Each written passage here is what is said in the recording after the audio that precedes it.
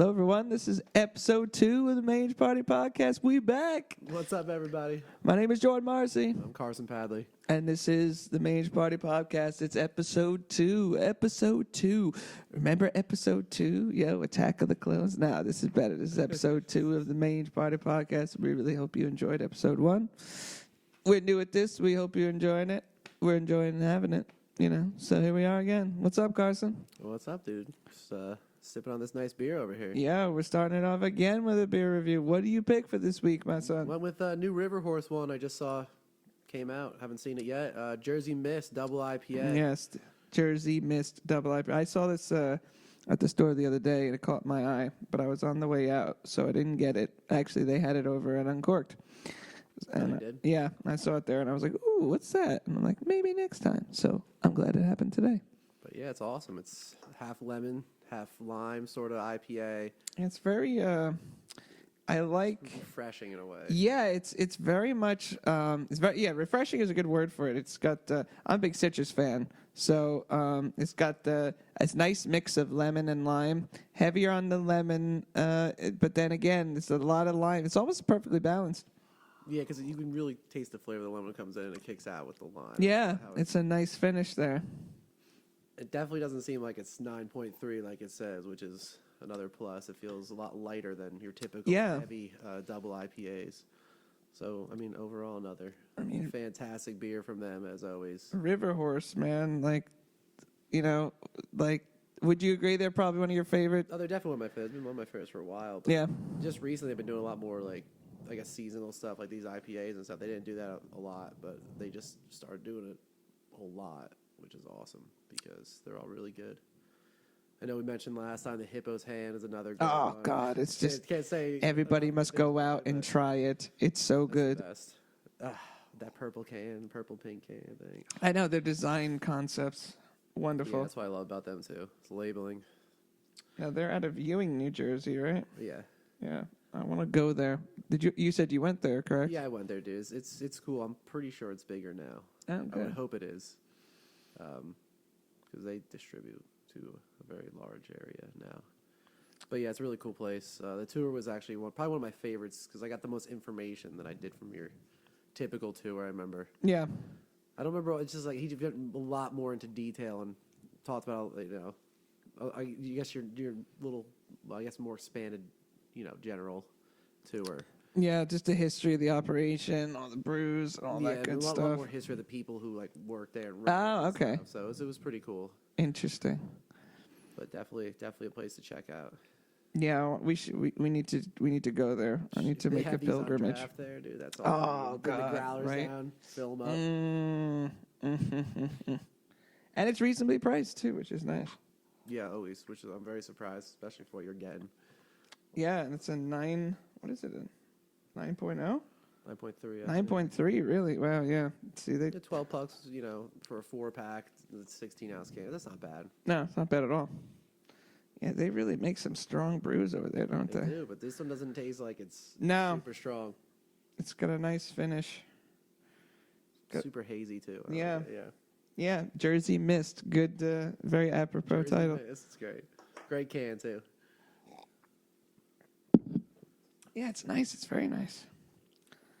India Pale Ale brewed with Motueka. Motueka hops. What's from Motueka? New Zealand, I learned. Hops from New Zealand? Yes, they are. Really? From New Zealand to New Jersey. That's how it goes. Wow, we're getting fancy over here. New Zealand hops. Let me give you some of my New Zealand hops over here. Lemon drop and citra hops. Fresh lemon and Persian lime juice. Ooh, Persian lime juice. Wow, you see that? They really went whole hog on this one over here. I'm telling you right now. They don't disappoint. So you have River Horse, man. Knocking it out of the park again. Always. Every time. Jersey Mist Double IPA. Yummy. Pick it up at a store near you. Now, let me ask you a question while we're on this subject. I know some people who fuck with these, beer apps. You know what I'm talking about, right? Yeah. What's your opinion on those things? I never used one, but I guess in the sense that I should because I try all these beers, and I guess there's certain ones that log all your beers you Right. tried. That's the ones I've seen. A few of my friend Lenny Denhire, my best friend Adam, they kind of trade off. They're good. They keep tabs on what they drink. They put into the app, and I can't remember what the fuck the tabs is called though. I gotta ask him. I just never remember to do it. Yeah, so it's like I never did. I probably should too. I should do that because I drink so many different beers. I'm like, I don't remember what I liked all the time. Yeah, that's a common problem. It's like, that fucking thing. What was it called? I do that New Jersey beer, the craft beer club thing, where it's like a little membership you pay for every year, and you get different discounts at bars and also growler fillings at a lot of places that fill growlers, like Tap House 15. Okay. But like they'll fill growlers, but like if you're a New Jersey craft member or something, you get like $3 off a growler. Oh. A lot of places do that. Some places, even that place does like 10% off your bill or something. Oh, really? Cards, which is pretty cool. Oh, that's a good one. So all different places, even go to like the breweries and stuff, you'll get little things. Okay. So it's like a little club, but like if you drink a lot of different beers and stuff, it's worth it. Interesting. Some bunch of liquor stores still you get discounts. Oh, really? Okay. I gotta look into that. Yeah, I forget how much it's like $50 a year. Or something. Okay. But I mean, it pays for itself, especially if you're getting 10% off at a restaurant. Yeah, for sure, definitely. Oh, interesting. Okay, but yeah, I wondered if I was gonna fuck with that, like with these apps and stuff. It's like, I'm gonna get another. It's never meant to log. I'm usually drinking beers. I don't want to be like. That's what I mean. It's like, let me pull out my phone and tell my friend what I'm drinking. Yeah. It's like, I'm just gonna tell him if I remember it. That's good. But that's what this podcast for. Is we don't have to remember. Yeah. It's there. I remember a lot of beers off of the labels. I'm like, I think I've had that can in my hand before. That's what I do too, for sure. It's the can. It's the can design. And that's another thing I noticed too about the craft beer thing. It's really gone up with the presentation. Like I said, all these can art now. It's like these graphic designers are really getting to shine. Like all these great brews have these really great designs. Yeah, these more like the craft ones I see. They have like these crazy, like super intricate ones, but then there's other ones that are very simplistic, but they're really like they're nice. That's what I mean. They catch your eye. Like it's like two really different forms of art styles, but they're taking over the same. I like to talk to Billy about that. He probably has some really nice insight on it. Definitely. Billy McGee, what up? Yeah, Billy, where you at? We know you're listening. Stuff he likes in labeling and stuff. Yeah, no, for sure. That's right up his alley for sure.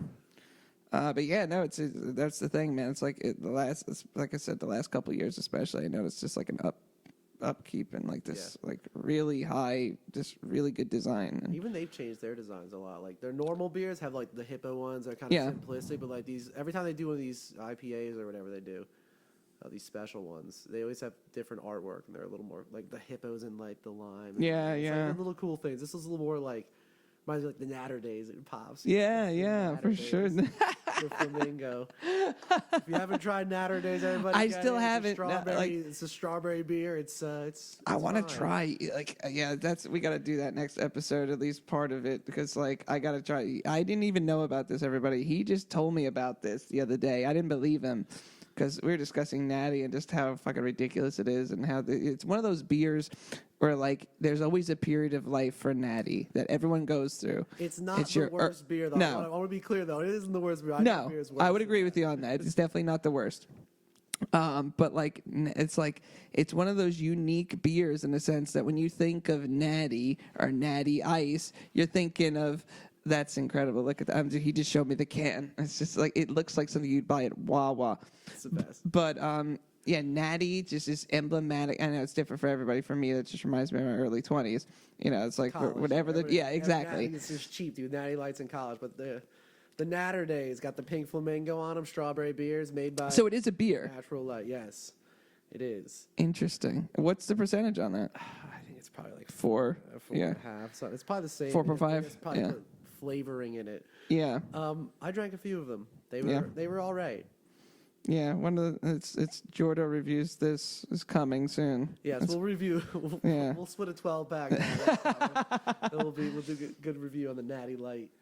But they were all right. The artwork is fantastic, though. It doesn't look like a beer. I'll tell you that. They sold it to me. I wanted to buy. I didn't care what was in the can because I wanted the can itself. Yeah, like I said, it looks like almost like a protein drink or something. Like it's really it's great. It catches does the eye. Yeah, Like, I haven't seen anything like that. Oh, it's a beer. yeah. It's like almost. It's like, not like a great. lime. It's like it looks like it might be something like a limerita or something, but it's really not. It's interesting. It's a beer. Lemonade beer. You're like, I don't know what's going on. Yeah, it's another thing we saw today actually when we were picking this stuff up. That there's a new Explorer pack from Kugel, and it has some cherry one in there. I'm gonna have to check out. That's another. Yeah, to be continued with that one. Yeah, I'd never heard of it. I'd never seen it. But that's usually how they introduce their new flavors. I've noticed it every year with them. If they have a new one, they first introduce it in one of their multi-packs. Usually it's the Explorer pack. They did that with the Orange Shandy. They did that with Lemon Berry Shandy. They all started in the packs, and then they did the other, their fall pack. That's going to be coming soon. They had some really good ones you can only get in that. I can't even, the cask one. It was like I can't remember. Fuck, this is going to bother me. Either way. They're one of those companies you have to wait for those special beers. No, but yeah, they have a few that just come out like in the varietals, and it's like they only come out like once a year or something like that. And it's like I remember the fall ones were really good. Like the last couple of years, they came up with a few ones that I was hoping they were going to put out like as just standalone. Yeah. But they never did. So it's like they're getting smart with that. But again, big ups to Line of Google. Where you at? You should sponsor us. Just saying. This is summer's handy, dude. Yeah. Oh God. But also, another preview. Like eventually, we're going to have the Spike Seltzer debate, because I don't know what debate it would be really, but no, let me tell you, this is a point of contention for people. But like, I haven't met a serious point. Like, so like, I was at a barbecue this past weekend. We can have this conversation right now. Yeah, I guess we just have it now. All right, so little dovetail here. We're gonna talk. Okay, so my new obsession for this summer. And probably it's around the early part of the summer. I first got introduced to the Spike Seltzers. And there's all this meme culture going around about this. I like the White Claws. Okay, yes, I am the douche. Okay, yes, I am a bro that likes White Claws. I love them. That's a bad I don't care. That's a douchebag can. Whatever. I like it. I like them too. I saw some ridiculous video on Facebook. I gotta say, I'll have the link in the description box. But if I can find it again. But, like, it was floating around Facebook, I think. But it's just, like, this bro, White Claw bro, essentially. Yeah. And it's, like, every stupid, horrible fucking thing that this person could say while drinking a White Claw and about White Claw. So I don't care what y'all motherfuckers say. I like them. No, I think they're good, actually. They're good. I like them. I like the concept. It's interesting. The thing I like about them is that the lightness of it, because as we've, it must be obvious to everybody now, we're big beer fans. I am a big beer fan. Yeah. But if I'm, like I said, I'm very, very picky with my alcohol consumption. Alcohol is not my preferred drug of choice. My preferred drug of choice is marijuana. But if I'm going to enjoy alcohol, I like to have it in precisely measured doses. If I'm going to, so it's like if I drink a lot of beer, I get like very cloudy in my head. Like, obviously, you're like, oh, you're getting drunk. No, it's like, I get that. Yeah, no. But I'm talking about like more the carb load, the body load aspect of beer is definitely different, as you probably agree, than with other forms of alcohol. Oh, yeah, definitely. Like the body load of a heavy beer is much different than, say, a hard liquor or any other kind of alcohol you can think of. Wine, So that's the one thing I can't, like, I love the craft brews, but I cannot just have a bunch of them. It just, I want to go to bed. Yeah. I'll just want to go to bed. I'll just get super tired. It's not like I'm getting too fucked up. It's like I can handle the alcohol content. But it's like when you eat too much. That's what I'm saying. It's the exact same thing. So the thing I like about the Spike Seltzers is that just how there's nothing in them. They're like drink. It's really the only alcohol-based drink I found that I could continually drink and not have a large problem. Yeah, I mean, they still do have a bunch of calories and a bunch of sugar. Yeah, I'm not really worried about that. I'm talking about the physical. They feel lighter. Absolutely. They're putting in the same calories as like a normal, like a Rolling Rock or something would. Is it? Are you sure? Yeah. I'm pretty sure I was reading about this the other day. Interesting. Because there's still a bunch of sugars and stuff. The alcohol is distilled from sugar. That's the interesting part about it. The amount of calories. So it's really hard to get below that certain threshold. You know what I'm saying? If you're having that much alcohol and stuff, it's gonna be, you know.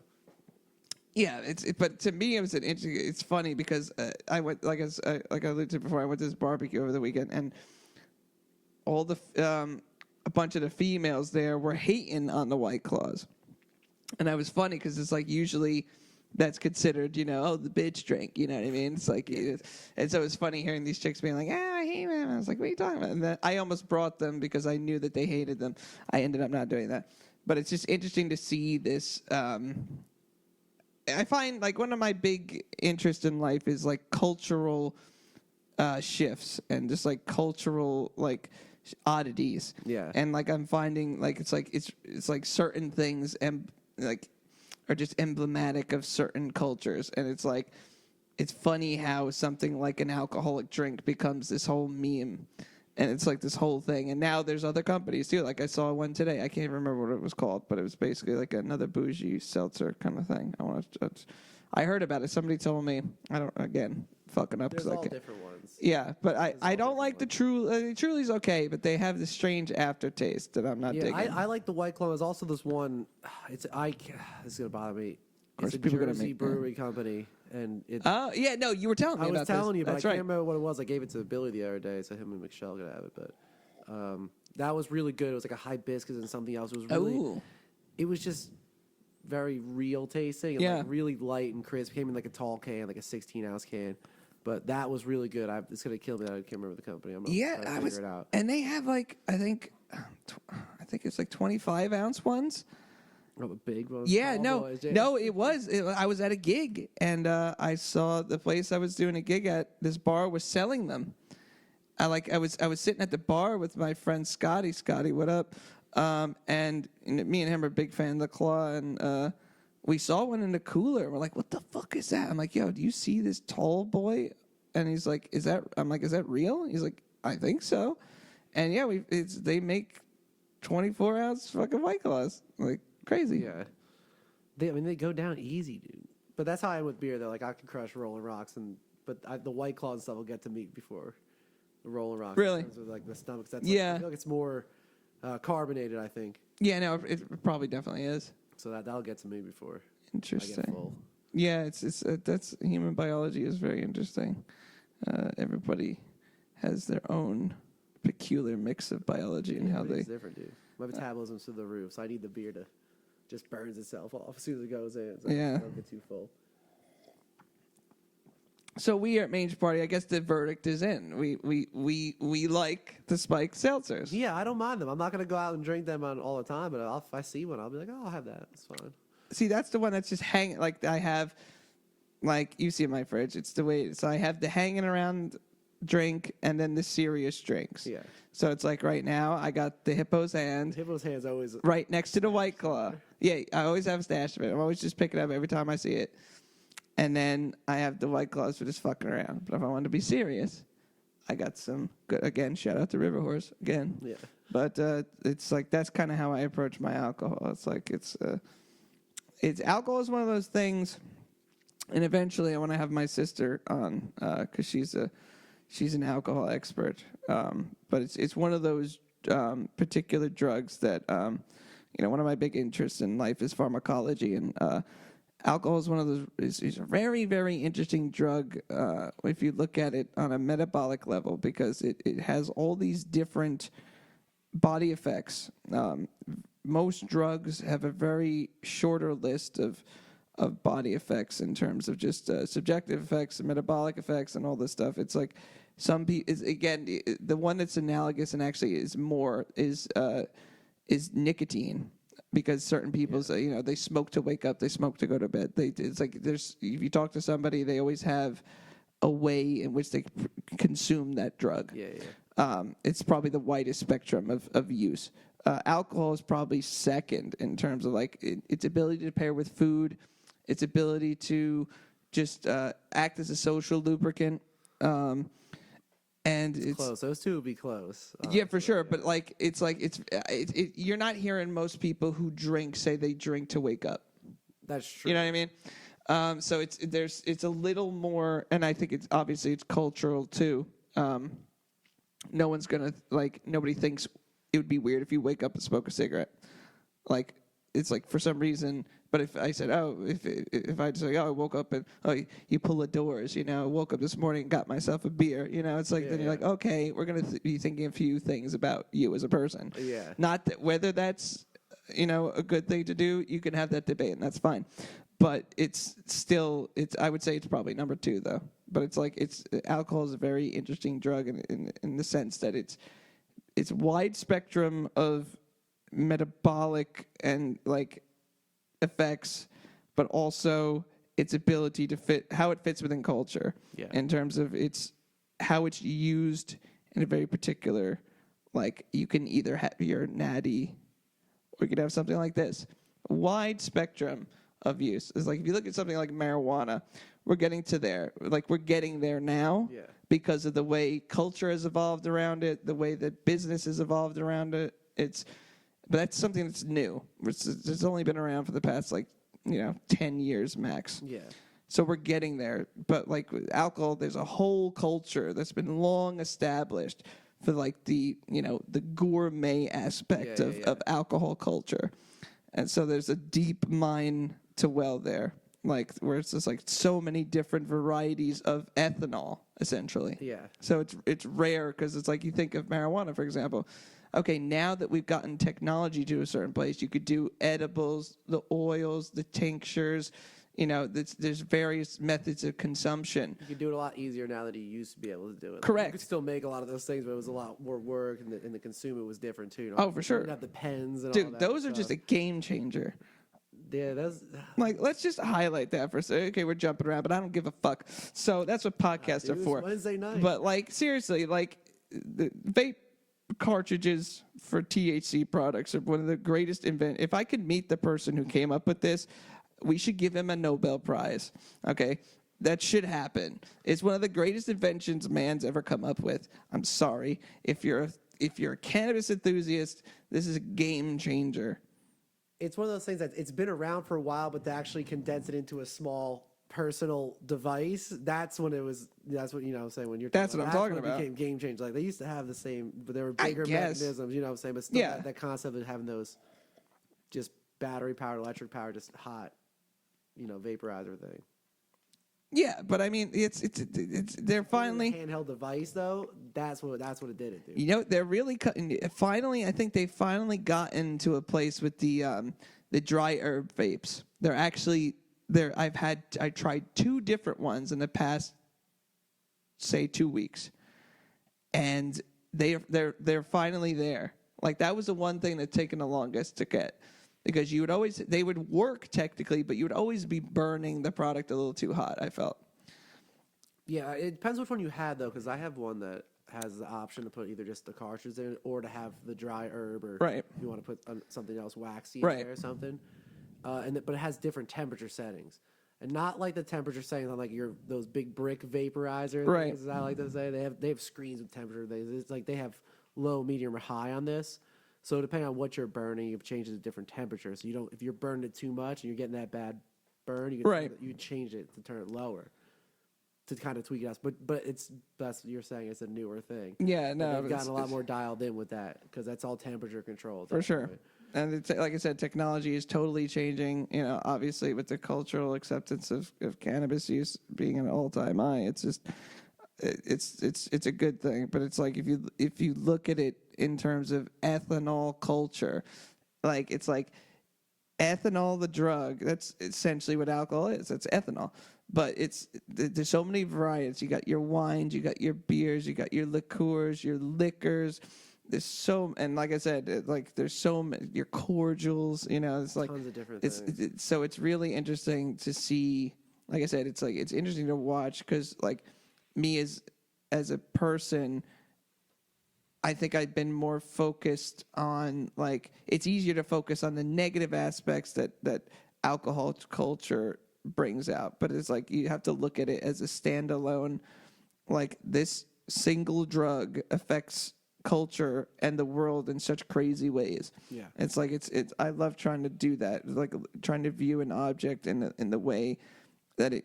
I read this crazy article the other day in the New York Times about the mosquito. So it's the idea the mosquito has been the biggest killer of history. Okay, and it's not because of the bug; it's what it carries when it bites you. Yeah. So it's like the mosquito is responsible for billions and billions and billions of people's deaths. It's a plague insect. You know, with the plague, it's like the mosquito's always there. It's not. It's just a. So it's one of those things where it's like if you think about the impact on humanity that this little fucking bug has had, it's like that's just shit that just blows your fucking mind away. It's like so. It's like if you look at ethanol and like so much of alcohol culture was infused with religion.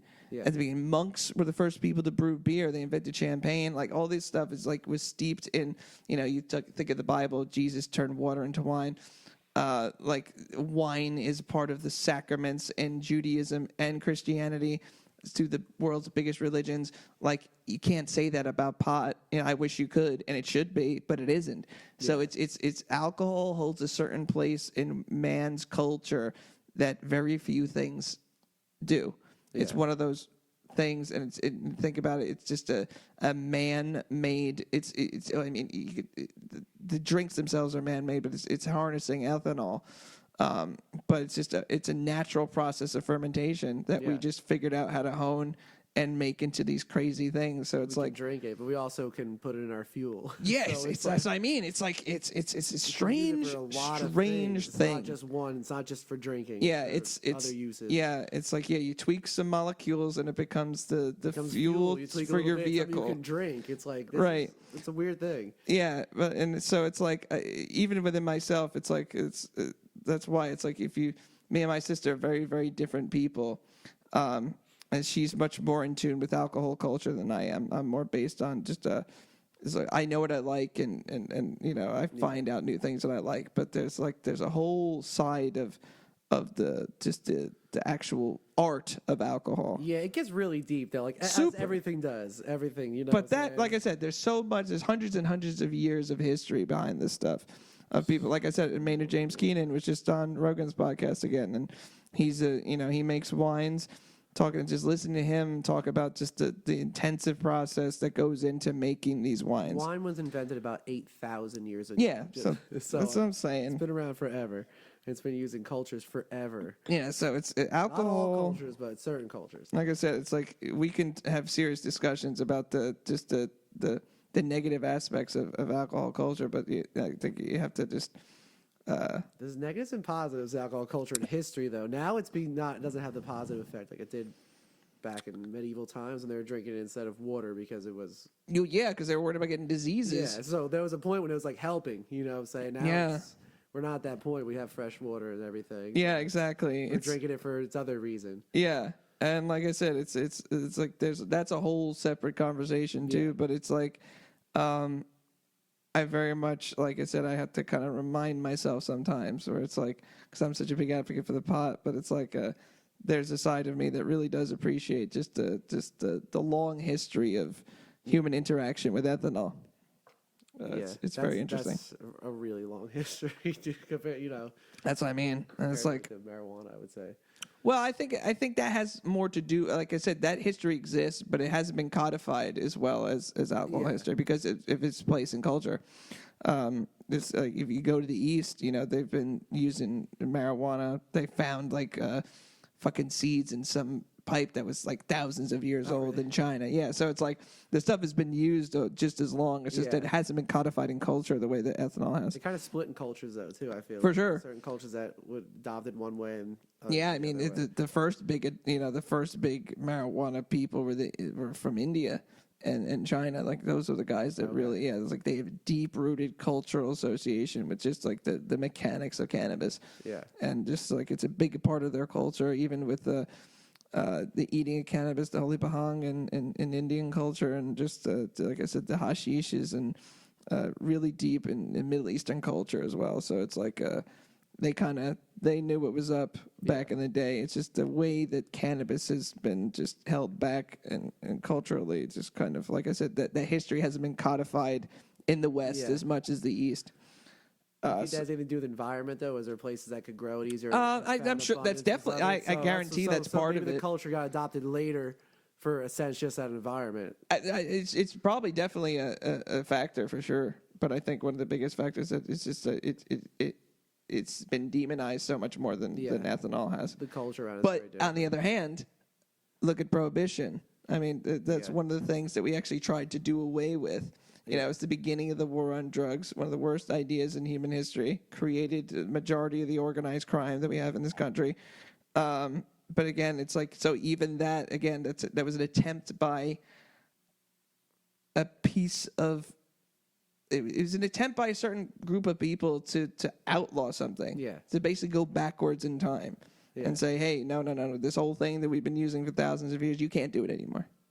So it's it's not like something new that rolled up like no, exactly. Like, we don't like that. It's like it's been thousands of years integrated societies, and we're like, again, got pissed. So it's like like I said, it's another thing that you don't. It's like we understand that there was a prohibition, all this stuff, but it's just kind of a piece of history. But it's like when you think about it at the cultural level, it's like we really haven't seen an attempt like that on something else like that. So it kind of stands alone in history, where it's like you have thousands of years of recorded use, and then a group of people somewhere geographically decided, we're not going to do that anymore. We're going to make it a crime. We're going to throw you in a cage if you do it. Yeah. Okay. And it's like, okay, it didn't work out too well. No, so again, I think that part of, and obviously this is a geographic thing too. If you go to, like, say, Europe, they treat alcohol much more differently than, say, American culture does. Yeah, it's much more part of their culture in terms of they see it at an earlier age, they use it as an earlier age, it's a family thing. Yeah. Whereas in the United States, it's more seen as a teenage rebellion thing. There's so much totally different attitudes. So culturally, that's going to have aspects to it as well. But it's like, so alcohol culture is it's a deep wellspring of history there. It's a weird, interesting relationship human beings have developed with ethanol. Yeah, it is. As I sip my beer. But yeah, it's super, super in depth. Dude. So, so I hope you enjoyed that fucking rabbit hole we just went on. But yeah, so just to wind it up, we're finishing our review of Jersey Mist Double IPA from River Horse. Crack another one because check it out. To this point. Yeah, so get used to this. We like to jump around here at the Mange Party Podcast. That's right. Where you at? As we transition in here, just a big reminder, August 17th, Clash Bar. Mange Party. It's happening. Jim and Allie salute to the Clash Bar. We're going to have so many good bands.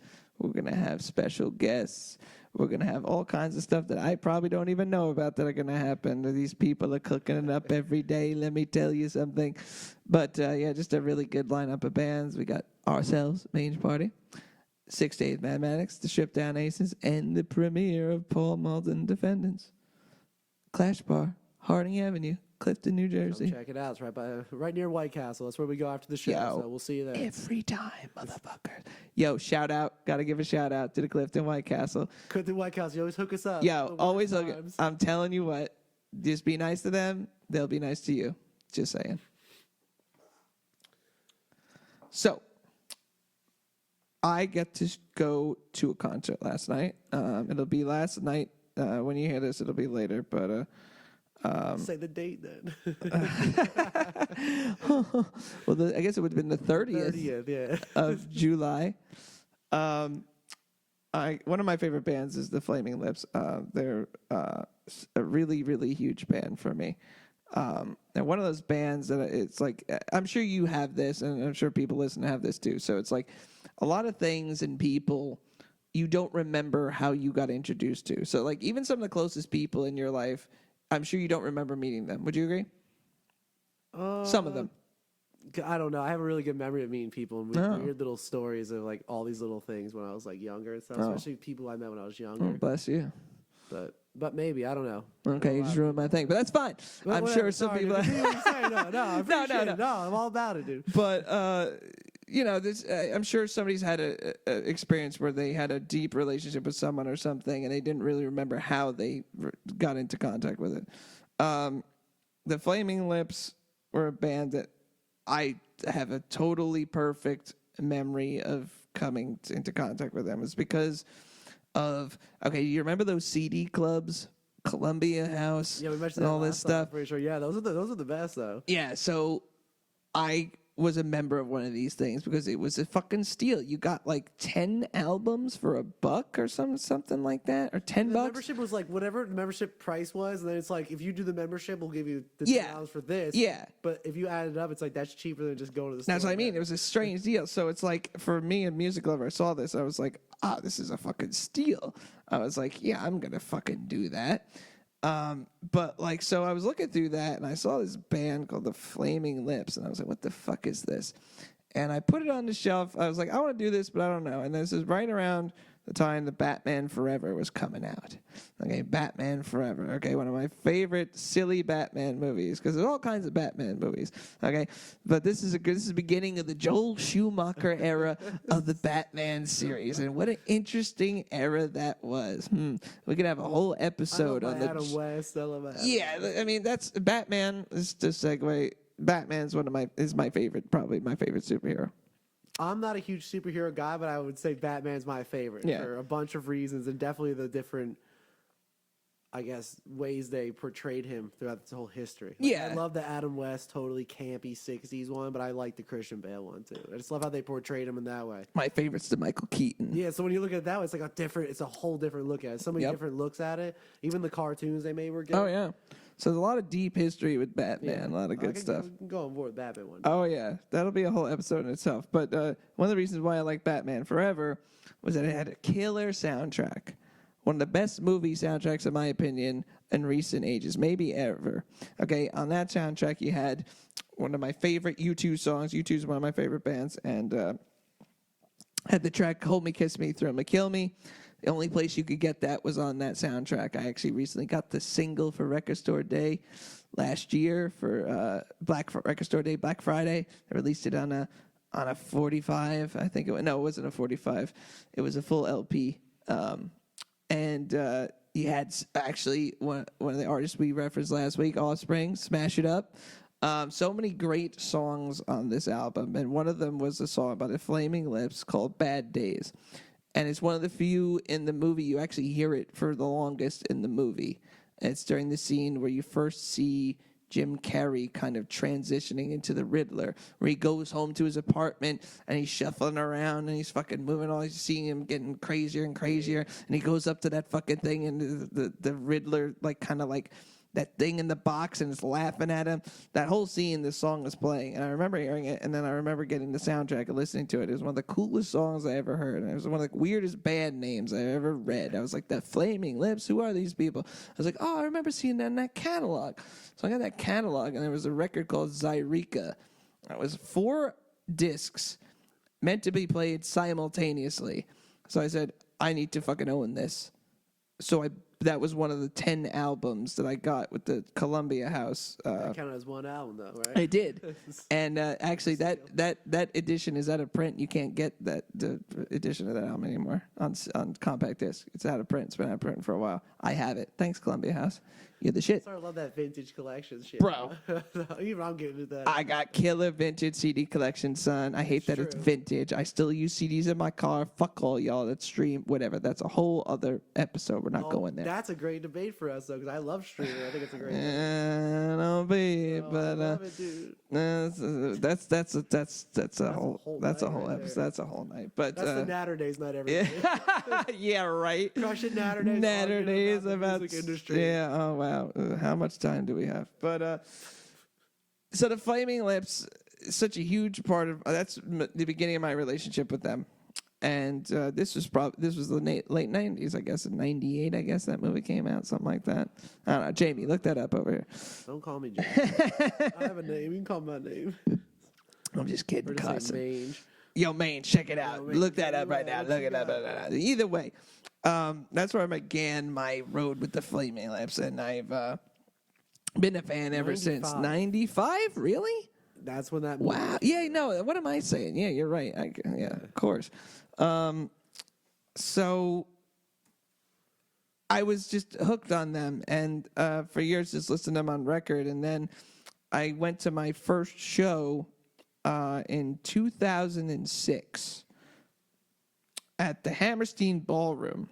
Oh, hell yeah. Hammerstein, dude. Yeah, great place to see a show. See some good shows in there. The reason why the Flaming Lips are a huge part of my life is that they have one of the most insane live shows you'll ever see put on by a band. Balloons, confetti cannons, giant inflatables, a guy in a giant plastic ball going over the crowd. They used to, and their stage show has evolved over the years. There was a section of time where they would pick out random people in the crowd, bring them on stage for the entirety of the show on either side, dress them up as space aliens or some kind of crazy thing, and have them stay up there. They would do things, just crazy stunts. So unbeknownst to me, the first show I've ever seen from these people was the night they decided to give everybody in the crowd laser pointers. And sounds like a bad time for the people on stage. One of the most so this is one of the most incredible experiences of my life. Not just shows. Like, that's the thing about the Flaming Lips shows. They're not really shows. They're like life experiences. They're not like concerts. They're almost like a play, a theatrical thing, as opposed to the music, because it seems like there's so much going on. There's so many things going on, and like I said, the show has evolved over the years too. So it's like they just keep adding things, and so like it's a particular show that gave everybody laser pointers. So imagine being in a room of thousands of people. Just blinded people all the time. I'm just a child still. So. Well, we did that, of course. Everyone would do. That's the worst thing it could be. An interesting scenario. So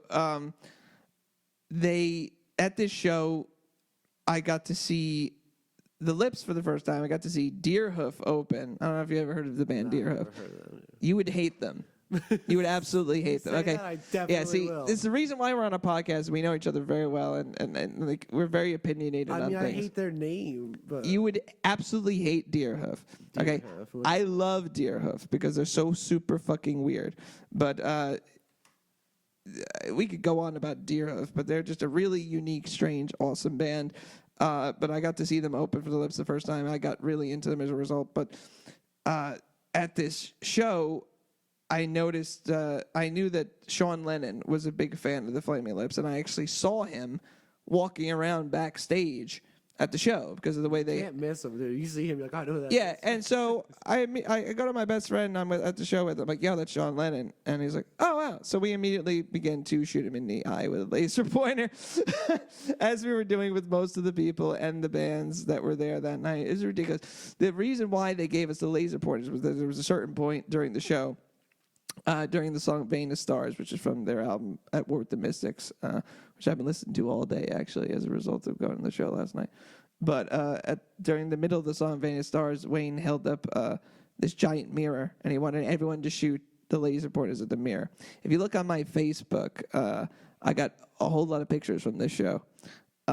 They just need to be seen to believe. It's just one of those things. That sounds really badass. It's insane, and they've only done it a few times. And so I had this experience of this show. You know, so my favorite people and I went. And it changed my life. Like it changed my life. I was like, I've never been at an event like this before. So much so that I called out of work the next day because they were playing again. Went on StubHub, and this is early days of StubHub, 2006, where you actually had to meet up with people to get the tickets. And so I had to meet someone. Deals back then too. So I had to meet this guy and get these tickets. So me and my friends went back because we were just messianic experience that we had, and had to have it again the next day. And they didn't do the pointers again. It was just that night. This is the first night. But ever since then, I was like, I have to experience this every time it happens if it's possible. Yeah. So since 2006, I've gone to every Flaming Lips show I possibly can. This was number 12 for me. And you got to go to a show. You got to see one of my favorite musicians at as well. That's right. So it's on a great show as well. Which I'm getting to. Okay, so the guy I shot in the eye with a laser pointer during my first Flaming Lips show happened to be the second band on the bill for this show, Sean Lennon. Okay, so just a little bit of background here before I keep going. Anybody who knows me already knows this, but just anybody who happens to maybe listen to this and not know much about me, I'm one of the biggest Beatlemaniacs you will ever meet, ever. Okay, the Beatles are the most important people in my life musically. They're almost like one of my parents. Okay, like it's like if I'm doing something, it's because of them. It impacted every part of my life. So getting to see Sean is a big deal for me, because I got to see him open for the Lips in 2010, I think it was. They played Terminal 5, and it was the band he was in with his wife at the time. It was called Ghost of a Saber-Toothed Tiger. I saw them as well. And they for Primus. Oh, really? Interesting. But just seeing Sean and watching him is just a trip for me, because as John Lennon's one of my personal heroes, a huge, huge person in my life. And so getting to see Sean in person, up close, there's certain things that he does. He moves like his father behind the mic. Very much the same person. He's got the voice. He's got, especially now in the latter days, he has his longer hair. He's got this facial hair. He really looks like John circa Abbey Road era. He really does. And it's freaky, man. It's freaky. And so, like, the first time I saw him, that was like the big thing. It was like oh wow, this is weird. So I saw they were playing, and it was at the Capitol Theater in Portchester. It was a band who I never heard of. We'll get there, called Particle Kid. I was like, oh, it sounds like Particle Man from They Might Be Giants. It's a funny song. Okay, cool. Particle Kid. We'll check that out. And the Claypool Lennon Delirium. So Sean Lennon, who I was just talking about, made a band teaming up with Mr. Les Claypool. So I'm going to let you take it from here. Mr. Les Claypool. Well, Les Claypool, one of my favorite bass players, one of my favorite musicians. A huge Primus fan. As am I. I really enjoy Mr. Les Claypool. I'm a fan of a lot of his stuff. Yeah, he's awesome. All his side projects, everything he does is pretty much awesome. I was kind of into the Claypool Lennon Delirium more so after the second album. First album to me I didn't like as much. It was a lot more spacey. This one I felt like they had better hooks, better grooves with everything. They kind of, I felt like they expanded to a good point for them. Yeah, see, you were familiar with their recording material. Before this show, I'd heard maybe one or two songs from them. Oh, okay, yeah. I much liked the second album, but the first one was very spacey and kind of out there. I don't usually dig on that too much. The second one, they kind of had more of those Primus kind of riffs on it. Those dang it, you kind of started grooving with it. Yeah. But then you got Sean Lennon singing. So it's a cool album. So I would recommend the second album, honestly. Unless you're in that other more spacey stuff. Yeah, I'm going to be as a result of the show, I'm going to be really diving into their catalog, just because this like they really blew me away. Like they really blew me away. They opened the show with Astronomy Domini from Pink Floyd. Like one of my favorite Syd Barrett era Pink Floyd songs. Like I'm a huge Syd Barrett fan. I love Pink Floyd, and the interesting thing about Pink Floyd, obviously we could do a whole show on them, but one of the few bands that would be the most interesting show, because he hates them. See, this is why I love Carson, because we're so different in so many ways. That's a 3-hour debate. Yeah. Okay. TBD on that one, but or to be continued rather, but.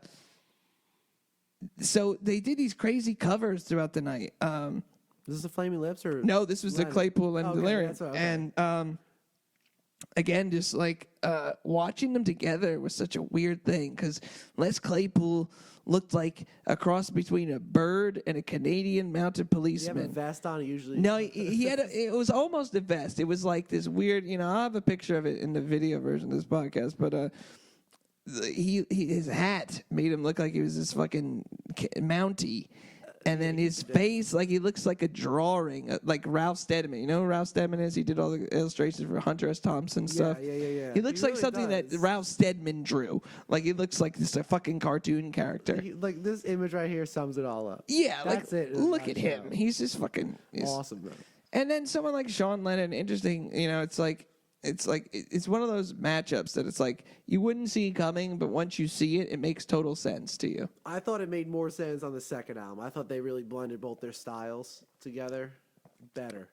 I felt like the first one, they were kind of working out the kinks in the way. They're kind of like, let's just jam, open jam. But the second time, it's like, we see what we like, and they got a bunch of different musicians, too, come in on the second album, play, drums and other instruments and stuff. Yeah. The second album was better. I think it showed both of their creativity. Their live band, like it was just them two, a guy on drums and a guy on synth. Yeah.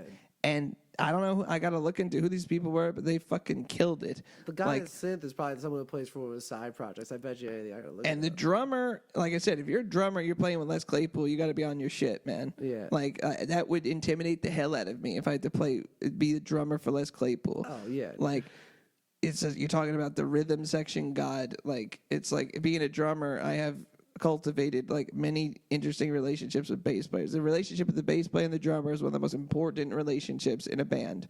Yeah, and 100%. I 100% agree with that statement. It's something that is like all music is like alchemy, but it's like there's a specific piece. That relationship is the core alchemical point of any functioning band.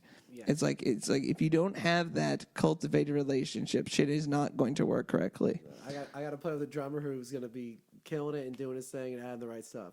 It gets real. It's a real long time and a long road you have to get to find the drummers that mesh with you and what you need. But it's like the relationship between a bass player and a drummer is a very, very specific thing, and it's like. So to be a drummer for somebody like Les Claypool, yeah, I'm sure you just have to be on your shit. This guy, whoever he was, I got to look into him, but he was really good. I mean, Tim Alexander was one of my favorite. Oh drummers. yeah, I love Tim Alexander. He's a game changer. Even I love Brain. Oh, Brain, dude.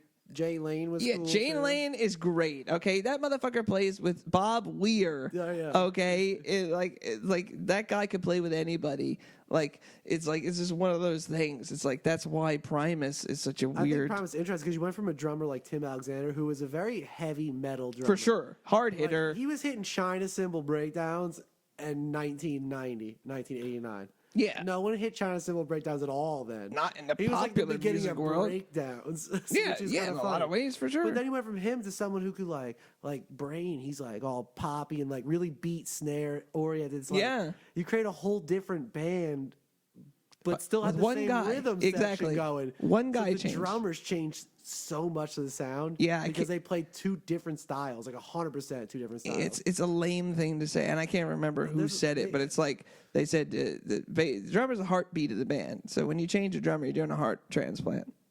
Yeah. So sometimes people don't survive heart transplants. Yeah. Okay, so some bands sometimes can't survive changing certain drummers. Sometimes they can. You know, it's like it's one of those things, but it's like the band is never, like I said, it's like not to harp on. I'm a drummer, so maybe I'm a little biased, but it's like I think you could switch out I think that the changes are more noted switching out drummers than say a bass player. I would 100% agree with that, but I'm also looking at it from a different perspective too, because in the metal I play and stuff, the drummer change doesn't affect the band as much. It's more guitar driven, as we had this whole conversation. Because you could have machines doing that. Exactly. So like you're like, oh, we need our drummer. It's like, well, we just program those drums. Who can play these drums? That's kind of it. But that's the world I'm in. So the drummer change doesn't affect me as much as like a vocal change. Interesting. When I get a different screamer or something coming out of this stuff, I'm like, oh, hold on a second, what's going on? That's a huge changer, as opposed to drums. But in other music, drums I would say changes it more. It's very very genre based. Yeah, interesting. It's very genre based too, because the stuff I like. If you switch out a drummer in most bands, not all of them. No, I totally agree. But you'll be like, because most of the guitarists are writing the drums anyway. Interesting. That's a whole other conversation.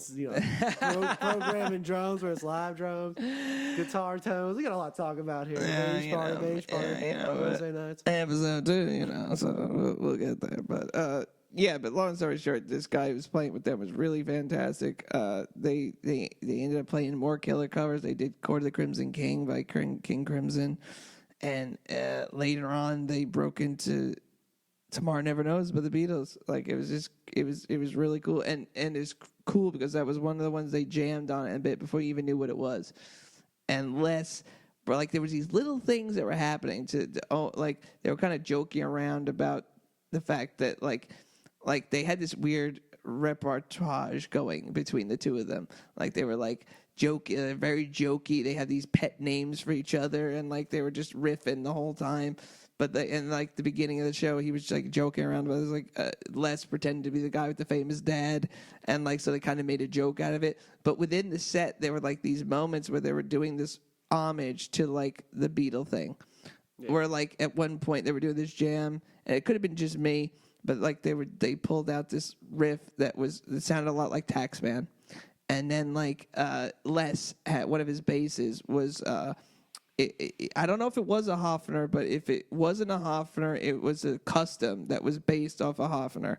So again, Hofner was one of the basses that Paul McCartney used. It might have been a custom. He doesn't. I'm sure it was a custom because the pickups were different, but the body shape was a Hofner. Yeah. And like, so little things, like if you're Beatlemaniac, you're going to notice these things. Yeah, You're just going to be like, okay. And it's like if you're a musician, you're going to notice a hot bass. Yeah, but it's like, that's Paul's bass, man. Yeah. So it's like, I noticed that. And just like, as a Beatle fan, it was so cool to see, like, it's like, all I kept thinking was like, John would love this. You know, like, he would love this. Like, if he was alive still, he'd be doing something like this. Yeah. He'd be making music with these weird people, doing this weird thing that he liked to do. And, like, Sean, like, they really played up the vocal, like, aspect of how much he sounds like his dad. Yeah. Like, it's very, like, as a fan, it really, it took me back. It was just like, wow. It's like, this is really cool. But it wasn't over the top. Yeah, Les Claypool puts on a great show when he's playing Primus and everything. Anytime he plays, and he was clearly the leader too in that band. Like without, like, as a musician, I'm this will be an interesting sidebar. I feel like, and this is an obvious thing, but it's like I've noticed this more in the latter half of my life after playing live music for a number of years. I experience shows differently. Because I put myself in these people's shoes in terms of the day-to-day grind, like the actual act of playing the show. Yeah. And so it's like you notice how the players work. Like, who's the leader here? Who's the brains here? This is what I'm all about. I love live shows. I love analyzing. It's like a person who isn't a musician will go to a show and have a great time and be entertained. Like me, my mind's going all these crazy places. I'm looking at like the way the band's interacting, how they're interacting with the crowd, how they're interacting with their instrument, how they're interacting with just themselves. Like it's like so much is going on in that moment. So it was interesting watching Les last night because like he seemed to be the setter of the vibe. I mean, he kind of always is though. If you look at all his bands, the band's based around him. Exactly. It's not a knock at the other musicians. No, not at all. It's based around him, you know. So it's like I think that's just what he brings to the equation. Yeah, but it's his band. But he controls it well, and I think he's funny. I think like when he says stuff a lot of times, he's funny. Like he's a good time. So it's just interesting seeing because it's like I wondered like what that would be like because it's like when you hear the word Lennon, your brain goes to John. So it's like that's why it's like Again, a whole other conversation about like the children of these people. Like you had Julian, his brother, him, and then you have Danny Harrison. And then I read a little bit about one of Paul's sons because he has a few kids. I think one of his sons like tried to flirt with music, but it wasn't a big thing. But like, imagine being one of these people, like, and having your father be like one of the most revered people on the planet. Normal life to live. No, there's no way it's anything normal. And it's you're always going to be associated with it. And it's like, oh, can you? It's like maybe there isn't people actually saying this, but they're always like, oh, do you live up to it? It's just like so. It's like it was cool seeing how there was homage to that, but it was just this is what we're doing. There's no competitiveness with his father, I feel. No, not at all. He's just here playing music. He's like, I love it. I'm happy I'm playing with who I'm playing with. And his mother, too. Like, a lot of people throw a lot of shade her way. I love Yoko. I don't care what anybody says. I think she's an incredible performance artist. She's a great artist in her own right. This whole thing, she broke up the Beatles. You don't know what the fuck you're talking about. I can understand people not liking her. You would absolutely hate her. I'm not even going to delve into that. No, it's like, again, that's a whole... I don't know much about it. It's performance art, essentially. But it's like, that's the interesting thing about, what they tried, what John was doing with her and just on an artistic level. But it's like, people, again, I'm probably going to get a lot of hate for this. I don't give a fuck. But... It's Mange Party, dude. Hate us or love us is fine. Exactly. It's kind of what we're about. Yeah. But So it was interesting watching him and Les interact on stage. And because they had at the same time they occupied their spaces on the stage, but there was like these moments where they come together, and there was like, so it's like you got to see the two distinct personalities in all the songs. It was really interesting. It's really rare you get to see that in a band. And it's like, it should be obvious, though, because of the way it's built. It's Claypool, Lead, Delirium. They're their main focus. They're the reason why you're there. Yeah, but it works perfectly. It's one of those things where they put that into the songs, so it's you could tell they took care in crafting that music. Yeah. And it's like, it's really not just about the gimmicks of who these people are. It's more about, because like the idea of a super group, because I guess you could call it a super group. I mean... But I want to look at it that way, like, you know, Les has been in a super group in theory. That's what I mean, and that term is a disparate term that can be, you know. Yeah. There's certain people, you know, like the most famous super group, I guess you could say, would be Cream. You know, it'd be the first big super. The first, I could be wrong about this, but that was one of the first times that term was used in the popular music lexicon. It probably would have been with Cream, and there's things I like about that setup, and there's things that I think you could doom you about that setup. Yeah. But like, I think this is a really good example of this thing actually working, and working in this not despite of, but like just whereas like you could say certain people could think it could be a stumbling block, but it really wasn't. It was just a very seamless, really seamless thing, and it was to me they were more like a prog band. They seemed to me like a prog band. Yeah. In the sense that they had longer compositions, solo sections, but and very mood-driven pieces. Were there a lot of Oh, you haven't listened to recorded music, so. I mean, I'd heard like 3 tracks. Yeah, but you know, I was one of the extended solo sessions. Yeah. So that's what I'm most curious about. There was a little bit of that, but less than I expected, though. There was like a few I would say maybe 3 songs where that stuff like that. At Capitol Theater in Port Chester, New York, right over the Tappan Zee Bridge. Okay. Or the Governor Andrew Cuomo Bridge, as it's called now, which is too long of a name. Billy was telling me that when Primus plays shows like in New Jersey, they play a different set. So they play different sets everywhere. So Jersey gets the heavy set. That's interesting. That supposedly is what they said. That's like okay. Yes, I was wondering like if they would play a different set where they were. You know what I'm saying? That's I mean, I'll look at the list. I looked at the Lips list before going to the show, but I didn't look at theirs. But yeah, it'd be interesting to see if their set list has changed. Yeah, because Billy saw them in Jersey and then saw them in Philly like 2 days later, I think it was. Yeah. And they played a totally different set. Interesting. And it wasn't that heavy. It's like it's more like chill. And then when we saw them in Brooklyn, it was a totally jammy set, which I don't dig on jammy. And that was my worst Primus show. I was like, I didn't even like them. I'm like, I don't like you right now. You're not playing the shit I like. And it's just they jammed on the long songs I don't like. Interesting. So that's why I was curious. It's very like. Well, I think this band is because it's a thing. So he's kind of based in the area. So I was curious what they play. Like I said, I wasn't familiar with their recording material going in, but the cool thing is, like I said, they did 3 amazing covers and they sparsed them completely at 3 specific points. Yeah. The best points you could do during the set, beginning, middle, and end. And it wasn't the very end either, which was good. I thought they were going to end with Tomorrow Night. I was like, oh, this is how they're going to end it. Great way to end it. And now they did 2 other ones after that. I was like, okay. Makes sense. You're just like, yeah, this is what we do, and you're gonna like it, and this is gonna be good. And so yeah, they really I don't want to say they stole the show, but they really were a really big like a really interesting aspect to that show. And of course, just seeing the Lips again was just amazing. They got to do it's an interesting tweak of the live show. I've seen it evolve over the last 12 years, and had a lot of the great. Got a good Race for the Prize opener. It's been a couple of years since we got that. It was back again. If you wanted to crystallize, I don't believe in heaven, but if there was a heaven, it would feel like seeing the Flaming Lips do Race for the Prize. It can only be described. That's your own heaven, dude. That's what it is. Just that on repeat.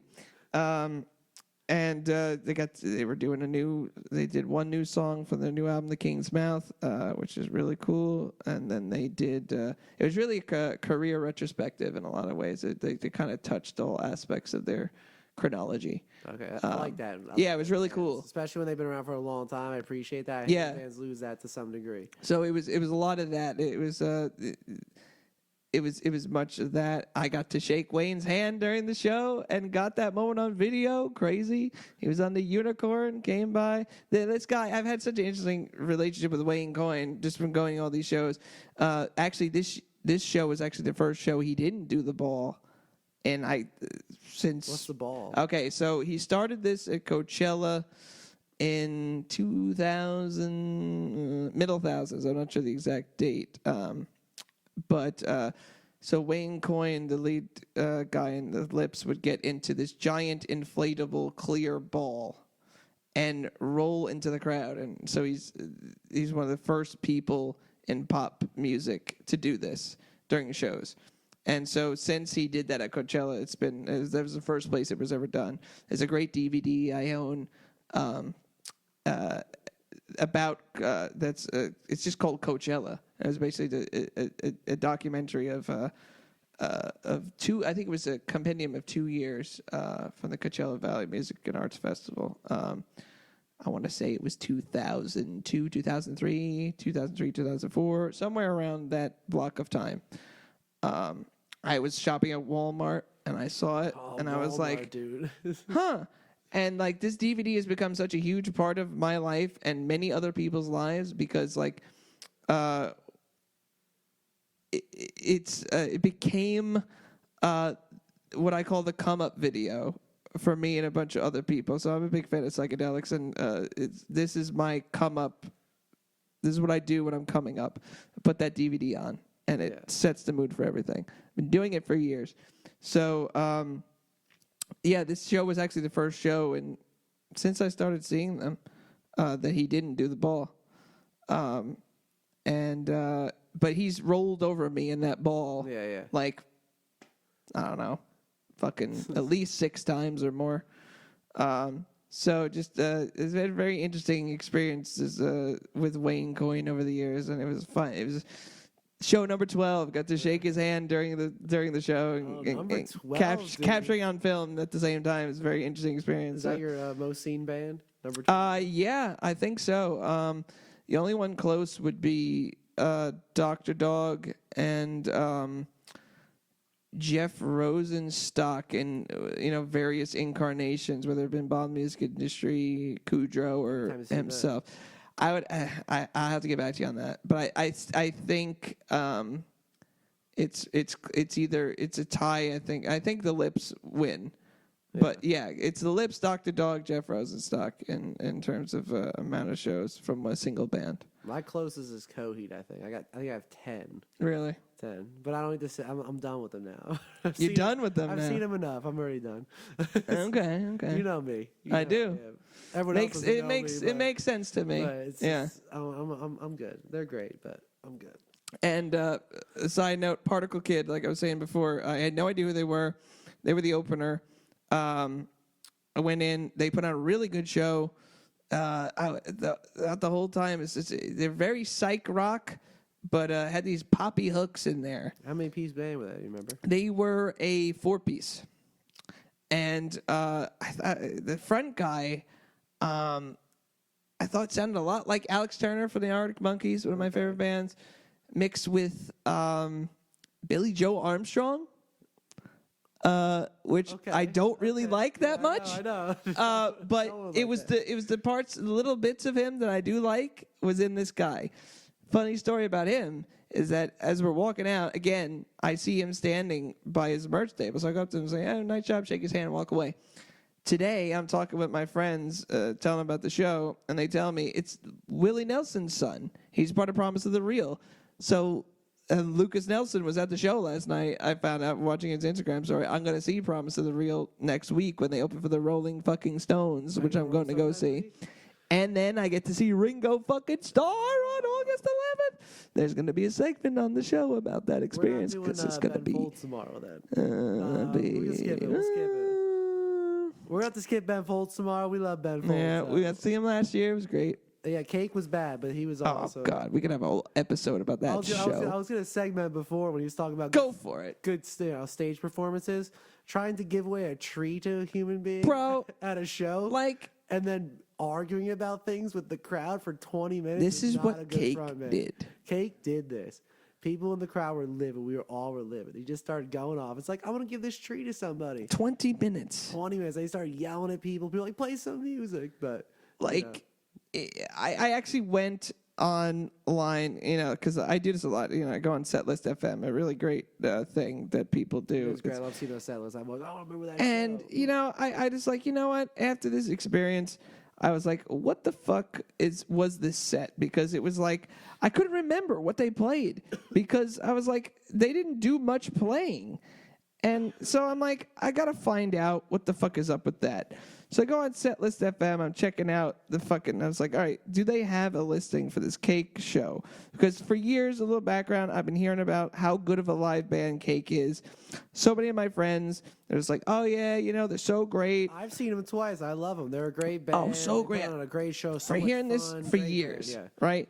So I go, and this guy pulls this. So I'm like, all right, what is Setlist FM? So track number 8 on the set list. Ridiculously unnecessary, long, boring, and self-indulgent tree giveaway intermission.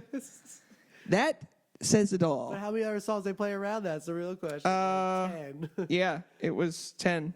Yeah, 10 songs and a rant for an hour and a half. Think about it. Yeah, it's so ridiculous. Cake, you fucked up. I last love you, year. Cake, but you did me wrong, and I'm not coming back. Sorry. So long story short, I got to shake Wayne Coyne and Willie Nelson's son's hands last night. That was cool. 12 Flaming Lips show, amazing. They've given so much to my life. If you've never heard of them, listen to them. Check out Particle Kid if you're into psychedelic rock. If you're into Les Claypool or Sean Lennon, the two of them, check out the Claypool Lennon Delirium. Yeah, definitely check out anything Les Claypool has done. In my opinion, check out. And big ups to Taylor Dewayne, who came with me to the show. Yeah, Taylor Dewayne, where you at? Oh yeah. So that was my concert review for one of the greatest shows I've seen in a long time. Well done. But yeah, so it's that was a really banner year for music this year for me, and this show is definitely going to go in that category. Yeah, so it was a great night with the Flaming Lips, the Claypool and Delirium, and Particle Kid. So yeah, it was another life-changing show in the books, number 12 for the Flaming Lips and myself. So quite good. So I think that's gonna wrap it up for episode 2 of the Mange Party Podcast. What do you think, Carson? We opened a bunch of doors that we could go through later in life. Yeah. Once again, this is the Mange Party Podcast. My name is Jordan Morrissey. I'm Carson Padley. Thanks everybody for listening.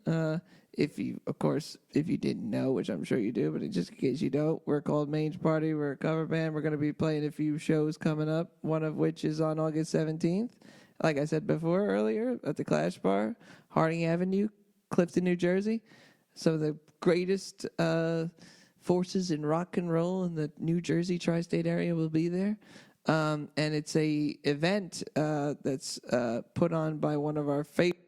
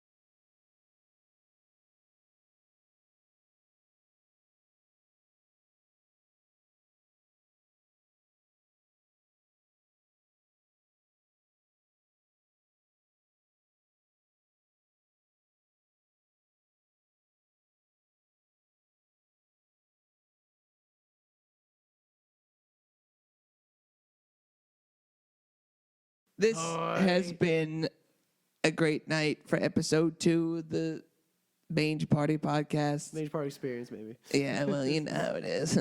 Shout out to Joe Rogan. But yeah, again, this is at a great night with my brother Carson Padley here. My name is Jordan Marsey. Carson Padley. We are Mange Party, one of the best cover bands you could ever see or think of. We got a few upcoming shows, one of which is an event put on by one of our good friends and contemporaries from the Cult of Contempt, Mr. Paul Mald, Jim Cook, and Phil Perry. August 17th, Clash Bar, Harding Avenue, Clifton, New Jersey. It's Jim and Allie salute to the Clash Bar. We got ourselves, Mange Party, the Stripped Down Aces, 6 to 8 Mathematics, and the debut of Paul Mald and the Defendants. If you got nothing going on, August 31st, we'll be at Straight Java, little coffee shop in West Milford, Bearfort Plaza. We'll play an event there.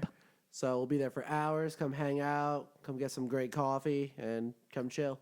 That's right. Mange Party, what up? So like I said, thanks again for checking out the Mange Party Podcast. We'll be back soon, and love y'all. Peace out. Peace.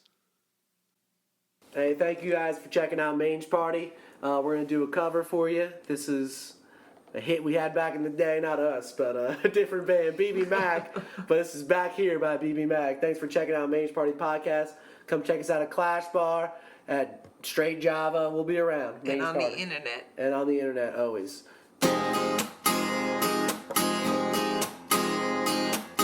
Baby, set me free from this misery. I can't take it no more.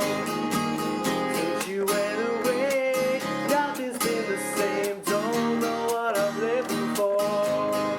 Here I am, so alone, and there's nothing in this world I can do until you're back here, baby.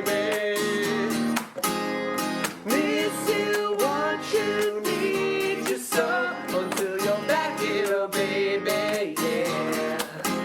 There's a feeling inside, and I want you to know you are the one, and I can't let you go. So I told you lies, even made you cry. Baby, I was so wrong. Girl, I promise you, now my love is true, and this is where my heart belongs. Here I am, so alone, and there's nothing in this world I can do until you're back here, baby. Miss you, want you, need you so until you're back here, baby. Yeah. There's a feeling inside, and I want you to know you are the one, and I can't let you go. And I wonder, are you thinking of me? 'Cause I'm thinking of you. And I wonder, are you ever coming back in my life? 'Cause here I am, so alone, and there's nothing in this world I can do until you're back here, baby. Miss you, want you, need you so until you're back here, baby. Yeah. There's a feeling inside, and I want you to know you are the one, and I can't until you're back here, baby. Until you're back here, baby. Until you're back here, baby. There's a feeling inside, and I want you to know you are the one, and I can't let you go. Peace out, Mange Party for life. Peace. Mange Party Podcast, Mange Party on Facebook, Instagram. Where you at, internet? Peace out. See you Hashtag Mange next Party time. tonight. Hashtag Mange Party tonight. Mange Party tonight.